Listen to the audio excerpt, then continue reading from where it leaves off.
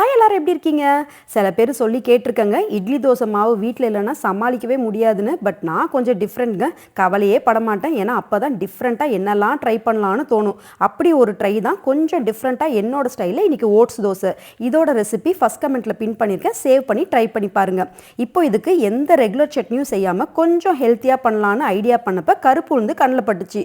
நான் வீட்டில் கருப்பு உளுந்தை வீக்லி ஒன்ஸ் ஏதோ ஒரு ஃபார்மில் செஞ்சு கொடுத்துருவேங்க. ஸோ இன்றைக்கி கருப்பு உளுந்தை வச்சு சட்னி பண்ண போகிறேன். இந்த சட்னி பண்ணுறதுக்கு நல்லெண்ணெய் யூஸ் பண்ணி பாருங்கள். ஹெல்த்தி அண்ட் டேஸ்ட்டே கொஞ்சம் டிஃப்ரெண்ட்டாக இருக்கும். ஒரு பேனில் எண்ணெய் சேர்த்து கருப்பு உளுந்தை நல்லா வாசனை வர வரைக்கும் மீடியம் ஃப்ளேமில் வதக்கி தனியாக வச்சுக்கோங்க. அதே பேனில் ஆனியன், கார்லிக், ரெட் சில்லி, சீரகம், கருவேப்பிலை, தக்காளி போட்டு நல்லா ஃப்ரை பண்ணிக்கோங்க. அது கூல் டவுன் ஆனதுக்கப்புறம் ஃபஸ்ட்டு கருப்பு உளுந்தை மிக்சியில் ஒரு ரவுண்டு ஓட்டிட்டு அது கூட மற்ற எல்லாத்தையும் சேர்த்து கொஞ்சம் லூஸாக அரைச்சிக்கோங்க. இந்த சட்னி நல்லா தண்ணியாகவே பண்ணிக்கோங்க. அது இன்னும் டேஸ்ட் என்ஹான்ஸ் பண்ணி கொடுக்கும். அப்புறம் ரெகுலர் தாளிப்பு தான். நல்லா ஒரு பிளேட்டில் சூடான ஓட்ஸ் தோசை, அதுக்கு கருப்பு உளுந்து சட்னி கொஞ்சமாக ஊற்றிக்காமல் நல்லா தாராளமாக ஊற்றி சாப்பிட்டா எத்தனை தோசை சாப்பிட்றோன்னே தெரியாதுங்க. செமையான டேஸ்ட். கண்டிப்பாக ட்ரை பண்ணி பாருங்கள். நாளைக்கு பார்க்கலாம். பாய்.